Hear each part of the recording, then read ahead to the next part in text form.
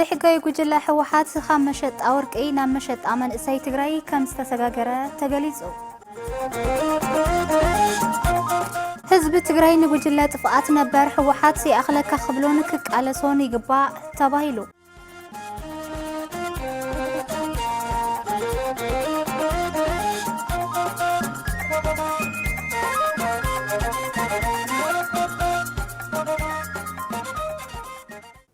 السلام تاني بصحكم كبراتن كبرانن تملكتنا كبام حرا ميديا كوربوريشن مدب قانقوا تግርኛ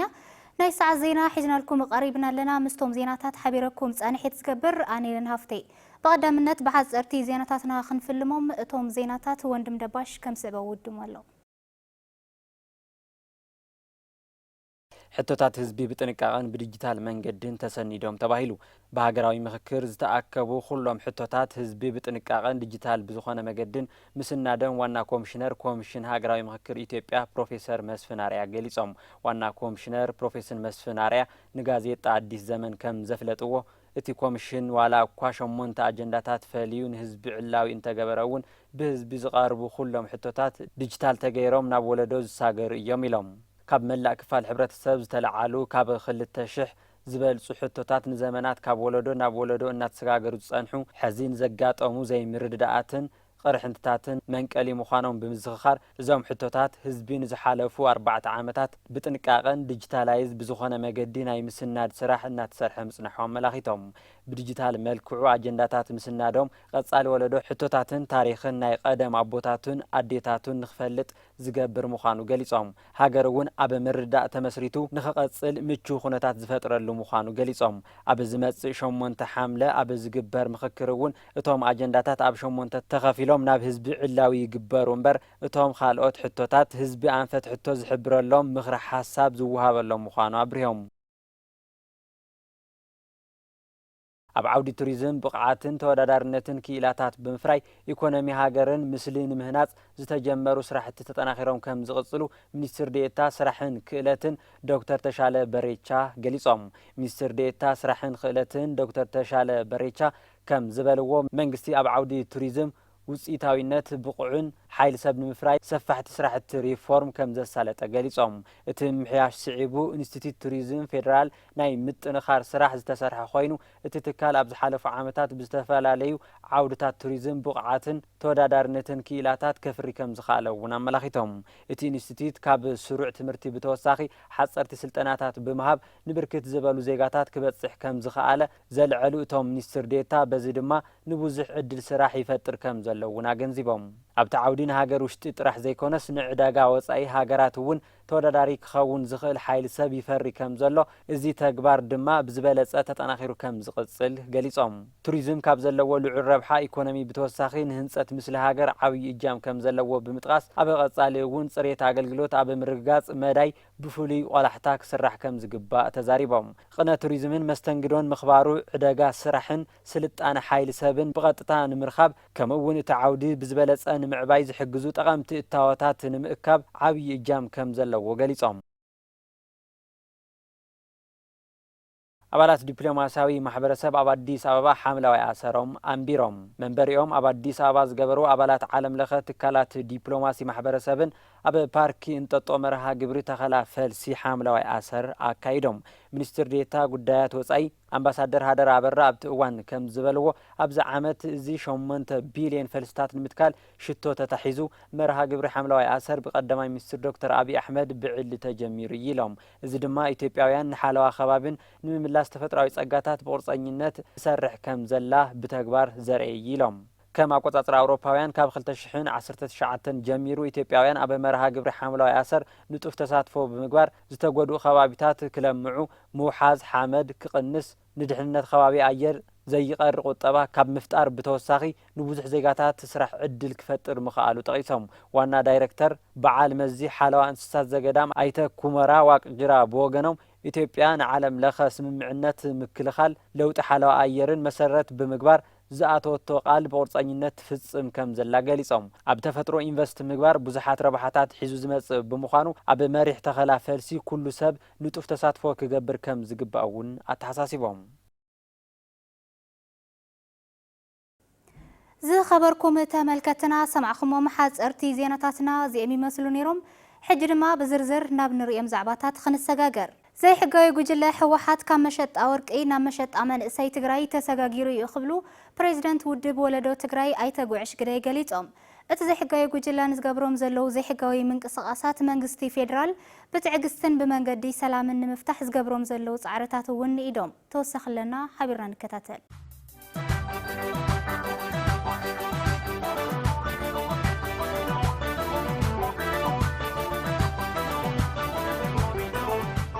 زي حقاي جوجلا حوحات نسمع سلام بريتوريا بمفراسن مسكداموي صلاتي بمحبارن كينات نمولا عبكل التجراي كلهم بوليتيكاون سلاماون منقدات عاصيو بقولبت سمحادرلو كوناتات فطيريو سمع سلام بريتوريان حزب تجراي سلام زفطره تاريخاوي سمع كم زخونه بمغلاص اتي بزي كيناتن عغرغرن كنبر زي خال زي حقاي جوجلا جن اتستختم سمعنا افريسيه يلو كم زاوج حبيروم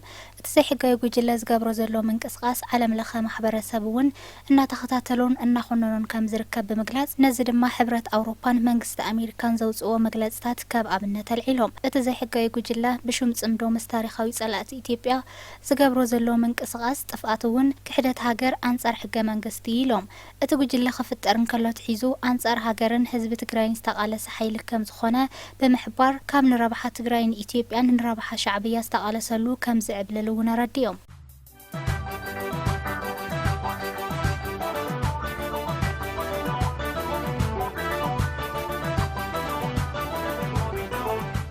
حزب تجراي تجوجلا خبز مرحوم كلهم كيناتات زخون ربحا كم زي رخابة زجلت أي تجوعش إذا جوجلا حزون بتي ترجع زود قالوا من قدين نتجوعزن مسدجاون وشتاون سألاتي تسلفون نخينات نتدالوا كم زركبوا نجليت تجوجلا بتجراي حق أراويت بمصداق من إسي نجففن نولد من إسي وندق خمامس ونابلنا أسرة ولدون مسنات الناس رح خمس ركب بمحبار إذا ما كل حزب تجراي أنصار تجوجلا كم زخونن مجليتو كم زي واقع قالون زرجا جزئيلهم حقاي جوجلا قدم حجي حافت تግራይ ዝኾነ ወርቂ ሸይጥ ከም ዝነበረ ዝገለጹ ፕሬዝዳንት ውድብ ወለዶ ኣይተጉዕሽ ኣብዚ ሕዚ እዋን ድማ ንመንእሰይ ትግራይ ናብ ኩናት ሱዳን ብምሻጥ ፍልፍል ኣታዊና ገበረ ከም ዝርከብ ገሊጾም ህዝቢ ትግራይ ካብቲ ኣትይዎ ዝርከብ ቅልውላው ንምድሓን ምስ መንግስቲ ፌደራል ሓቢርና እናሰርሕና ኢና ብምባል እዚ ጉጅለ ክእለ ህዝቢ ትግራይ ብዛላቕነት ሰላም ንኽረክብ ምስ ጎረባብትን ካልኦት ኢትዮጵያውያን ብሰንክቲ ዘይሕጋይ ጉጅለ ተፈጢሩ ዝነበረ ቅርሕንቲ ንምሕካም እናሰርሕና ኢና ክብሉ ገሊጾም እዚ ጉጅለ ጥፍኣት ዝገብሮም ዘሎ ኩሎም መንቀሳቀሳት ናብ ሓደገኛ ብርኪ ስለስተሰጋገሩ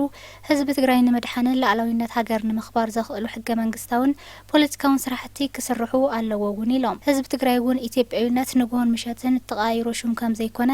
ካብ ኣፍሪካ ዝደመቐ ሹም ከም ዝኾነ ትግራዋይ ኣካል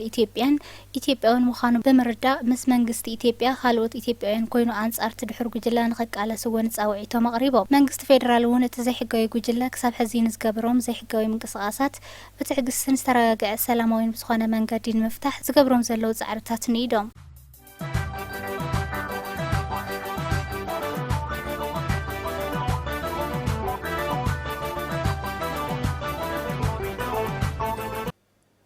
ጉጅለ ሕወሓት ኣብ ክልል ትግራይ ሰረኸበ ሃዋህው ሰላምን ተስፋን ንጎኒ ብምባል ምስ ታሪኻዊ ጸላእቲ ኢትዮጵያ ዝኾኑ ሓይልታት ብምሕባር ሃገር ንምፍራስ እናጻዕረዩ ክብሉ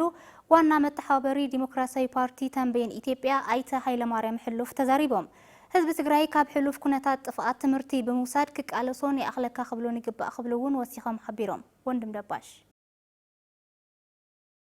ክታም ሰላም ውዕሊ ፕሪቶሪያን ህዝቢ ትግራይ ካብ ደም ኣፍሳሲ ኩናት ህይወት ደቂ ሰባትን ንብረትን ዘጥፍእ ዝነበረ ደው ክብል ኣስተዋጽኦ ገይሩ እዩ እቲ ክታም ስምምዕነት ኣብ ትግራይ ተቋሪጾም ዝነበሩ ብዙሓት ግልጋሎታት ምንቅስቃስ ሰባትን ንግድን ናብ ንቡር ንጥፈቶም ንክምለሱ ዕድል ክረኽቡ ዝገበረን ዳግማይ ህንጸት ዝዓነው ትካላት ተግባራዊ ንክኾኑ ዝዓለመ ባይታ ከም ዝኾነ ዘይከሓድ ሓቂ እዩ ዞም ረባሓታት እኳ እንተተረኸቡ ከም ውነቲ ብነባር ጉጅለ ሕወሓት ዝውላዕ ዘሎ ኸይዲ ትንኮሳ መንግስቲ ፌደራል ትዕግስቲ እንተገበረ ነበር እቲ ሓይሊ ጥፍኣት ግን እዚ ሃዋህው ሰላም ተስፋ ንጎኒ ብምባል ምስ ጥንታዊ ጸላእቲ ኢትዮጵያ ዝኾኑ ሓይልታት ሃገር ንምፍራስ እናሰርሐ እዩ ክብሉ ዋና መተሓባበሪ ዲሞክራሲያዊ ፓርቲ ተንቤን ኢትዮጵያ ኣይተ ሃይለማርያም ሕሉፍ ይገልጹ ስለዚ ውዕል ፕሪቶሪያ ጽቡቕ ግን ውዕል ፕሪቶሪያ ብዙሓት ተጻባኣት ሓይሊ ስለ ዝነበሩ ኣብቲ ውዕል ፕሪቶሪያ ብዙሓት ተጻባኣት ሓይሊ ነይሮም መንግስቲ ተወሰነ ትዕግስቲ ገይሩ እቲ ሃገር ናፍረሱ ቀጠናዊ ትስስር ፖለቲካ ናሰርሑ ምስ ጥንታዊ ጸላእትና ምስ ናሃፀ ዮሃንስ መንግስነት ምስ ናይ ምኒልክ መንግስነት ዋላ ምስ አባ ጅፋር ነሎ ዋላ ምስ ቴዎድሮስ ሃፄ ቴዎድሮስ መንግስትና ናተባአሰ ዝመፀት ግብፂ ሓዊሮም ከም ዘፍርስዎ ናተፈለጠ ስጂኮም የመኖረይ ልብል ርኢቶ ኣለኒ ያው ኸዱ ናተፃዓኑ ከለው ትሪኦም ለኻ ናተገፈፉ ለአል ቡርሃን ኣብ ሱዳን ኮይኖም ይሞትለው ካብኡ ግብፂ ኣፅዋር ትብላ ኤርትራውን ኣለና ዓልቁስ ኣለዎ እዚ ጉጅለ ኣብ ዝሓለፉ ዓመታት ዝሃለቐ መንእሰይ ከይኣኸሎ ናብ ልምዓትን ዕቤትን ክንዲ ምግስጋስ ከበሮ ጦርነት እናወቕዐ ነቲ መንእሰይ ናብ ዘይተደለየ ህልቂት ዳግም ንምድጓን ምስ ናይ ጥፍኣት መሻርክቲ እናሰርሐ ይብሉ ኣብ ትግራይ ግን ሕገ መንግስቲ ለና ይብለካ ግን የለይ እዚ ደሞ ለአምና ናይ ብሔር ፖለቲካ ብሕጊ ክእግደል ግቦ ሓደ ሚሊዮን አውሪዕናስ እንደገና ታይል ምግባር ማ ጽበይ ለኸ ኦልሞስት ና ወዲ ዜናዊ ልጋሴ ያካይለይ ቱ ልምዓት ናይ ኮንስትራክሽን ልምዓት ከም ዘሎ ምንም ዓይነት መስሕዋት ይራኸብ ኢለ ምንም ልራኸብ ይውል ባይዘወይ ብዓይነት ለራኸወይ ስለዚ አውዚ ደረጃ ዚና ዘለና ጽምዶ አንቶ ታለካ ጽምዶሲ ናይ መጋበሪያ እዩ ብድሕሪት ልተሰለፈ ሃገራት ኣለዋ ኣይኹ ኣጽዋር ሪባ ግብፂ አልቡርሃን ተወያ አልቡርሃን ተወያ ስለዚ ሓደ ና መጀመሪያ ፈታዊ ኻነራ ክትዱር ይብልካ ክትግምግም ለካ አልቡርሃን መጀመሪያ ናዚ ፈታዊ ነይሩ ሓረታ እያ አባይሶ ከፊሎም ክማየጥ ግብፂ ብተፈጥሮና ጸላኢትና እያ እዩ ሓፂር ህዝቢ ትግራይ ብሰንኪ ዝጸረ ሰላም ጉጅለን ንዝሓለፉ ዓመታት ዝፈጸሞም ግፍዕታት ብምዝካር ካብ ሕሉፍ ስሕተቱ ትምህርቲ ብምውሳድ ክቃለሶን ይኣኽለካ ክብሎን ከም ዝግባእ እውን ተሓሳሲቦም ስለዚ ደጋጊሙ ህዝቢ ትግራይ ካብ ስሕተት ክማርሎ ኣይተማረይ ሆይል ክወፅሎ እዩ ኸዝለ ኣብዚ በተለይ አዲስ አበባ ዘሎ ኣብ አዲስ አበባ ሎ ድኻ ይኹን ሃፍታም የለ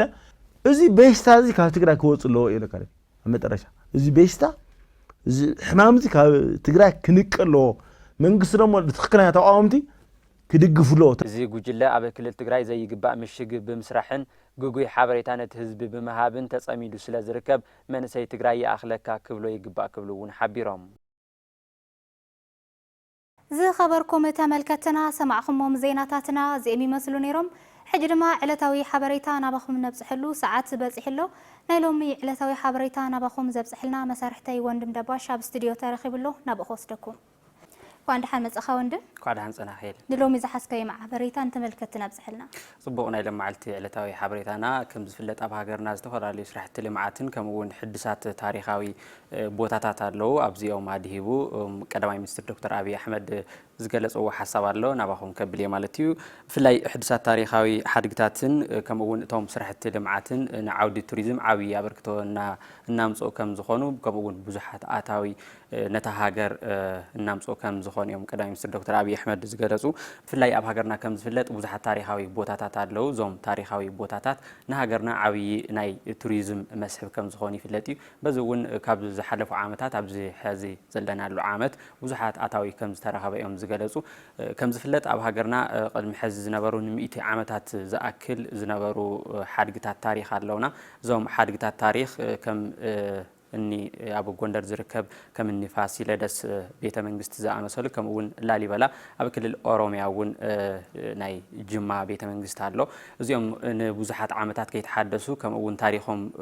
بزي متن ملكعو كم زنبر يوم زجالسوا مالتي نزون دحر لوتي بوزحات سرعة تساريتهم زوم تاريخاوي حدثاتون حدثات تغير لهم ناي توريزم مسحباتون كوشت عدن وزائن نبتبوتا بمخاد تاريخهم نخفلتون كم ون نعبيت ኢኮኖሚ ውን ዓብይ አበርክቶ ከም ዘለዎም የምስተገለጹ ነዝውን ናይዚ ሕዚ መንግስቲ ታሪኽ ሓድግታት ዘፍርስ ከይኾነስ ታሪኽ ሓድግታት ዝሃንጽን ከምኡውን ንመስሕብ ቱሪዝም ብዓብዩ ዝተፈላለዩ ስራሕቲ ልምዓት ዝሃንጽ ከም ዝኾነ እዮም ዝገለጹ ዝውን ንዝሓለፉ ከም ዝፍለጥ ኣብ ጎንደር ዝርከብ ፋሲለደስ ቤተ መንግስቲ ንዝሓለፉ 100 ዓመታት ከይተሓደሰ ከም ቶም ቀዳማይ ሚኒስትር ገለጻ ማለት እዩ ከይተሓደሰ ኣብ ዙርያኡ ውን ዝነበሩ ብዙሓት ርስሓታትን ከምኡውን ቤተ መንግስትውን እና ተፈራረሰ ከም ዝነበረ ነገር ግን ኣብዚ ሕዚ እዋን ሕድሳት ተገይርሉ ናብቲ ቦታውን መስሕባት ቱሪዝም ንኽመጹ ብዙሓት ዕድል ከም ዝፈጠረ እዮም ዝገለጹ እቲ ከባቢ ሕብረተሰብውን ተሓጒሱ ከም ዝሕልዎ ወይ ድማ ንቐጻልውን ን60 70 ዓመታት እውን ቀጻልነት ከም ዝህልዎ ተገይሩ ዝተሓደሰ ከም ዝኾነ እዮም ዝገለጹ ማለት እዩ በዚ መሰረት እውን ላሊበላ ብኡ መሰረት ኣብ ሕድሳት እዩ ዝርከብ ብፍላይ ክኢላታት ወፃኢ ዓዲ ኣብቶም ኣብያተ ክርስቲያናት ወይ ድማ ኣብቶም ታሪኻዊ ሓድግታት እንብሎም ሕድሳት እናገበሩ ከም ዝኾነ እዮም ዝገለጹልና ማለት እዩ በዚ እውን ህዝብታት ኢትዮጵያ ዝነበሮም ታሪኽ ከይተበላሸወ ከም ዘሎ ወይ ድማ ሓድጉ ብዝሓለዎ መልክዑ ንቐጻሊ ወለዶ ክነሰጋግር ኢና ክብሊኦም ዝገለጹ ማለት እዩ በዚ እውን ቅድሚ ሕዚ ብምፍላጥ ይኹን ብዘይምፍላጥ ናይ ኢትዮጵያ ሓድግታት ናብ ወፃኢ ዓዲ ዝኸድሎም ብዙሓት ነገራት ኣለው እዞም እውን ናይ ምምላስ ስራሕቲ እናሰርሕና ንርከብ ኣለና ክብሊኦም ዝገለጹ ኣብ ቀረባ እዋን እውን ዝምለሱ ብዙሓት ሓድግታት ኣለው ስለዚ ታሪኽ ንሕድስ እምበር ታሪኽ ነፍርስ ኣይኮነን ክብሊኦም ዝገለጹ ማለት እዩ ናይ ለማዓልቲ ዕለታዊ ሓበሬታና እዚ መስል ነይሩ ይል እሺ ወንድም ንስሓብካና ሓበሬታ ኣዚና ነመስግን يغني زي خبركم تملكتنا سمعكم معلتوي حبريتنا زي مسل نيرو قدمي مزامنا عبيت زعباتاتنا خنستوسكم زي حقاي جوجل حوحات كمشت أورك إينا مشت عمل إساي تجراي كمستسجاجرة تجليزو حزب تجراي نجوجل اتفاقات نبر حوحات أخلاق خبلون خك على سوني قبا تباهيلو خبركم تملكتنا نلومي زحارنا لكم زيناتاتنا زي مي مسلو نيروم مزغاريو مدلواتنا سنة يجزاء